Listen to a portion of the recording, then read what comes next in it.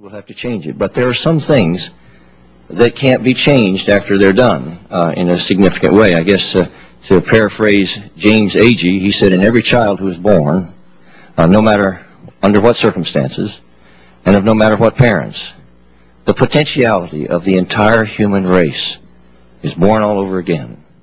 Now, Mr. Chairman, the ostensible purpose of this reconciliation bill is that it's done in the name of compassion.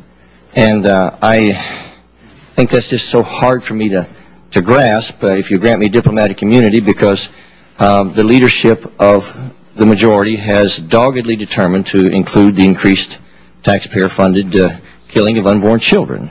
And I think nothing so completely destroys the notion that this bill is about compassion than the disenfranchisement of those who are helpless and have no voice in this debate with this, because in the final analysis, you know, if we can't find the will or the courage to protect the innocent in our efforts here, then I feel like that we may never find the will or the courage to protect any kind of liberty for anyone, and somehow that we will allow ourselves to be dragged into the Sumerian night where the predatory survival of the fittest prevails over humanity. And I just think that somehow all of the history that we've seen in the past when we've disenfranchised a certain group and how it changed our history and how we were sorry in retrospect, maybe that should be considered before we move forward here. And I hope that the committee would give the amendments a chance to be voted on.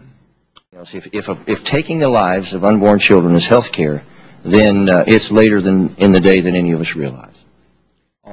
To have an abortion. Nobody here is trying to mandate an abortion. I don't think this legislation does, and I think you all stand corrected as regards. If I could, Mr. Chairman, the reality here is, rather than having this debate, the amendment just simply says that you can't do it. So if you're convinced that the bill has no problem, I mean, the Stupak language, there's a lot of opportunities there. But let me, no, we do appreciate, you know, that the viewpoints here, but I must say, you know, there's no federal funding for abortions in this bill.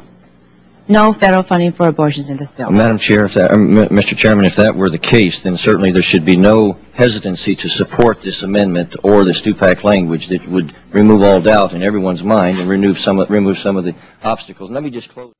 I know that it is a difficult issue, but for those of us that are aware of the reality of 4,000 unborn children dying every day in the home of the free and the land of the brave, it is an issue that moves us so deeply that it strains the civility of even the most genteel among us.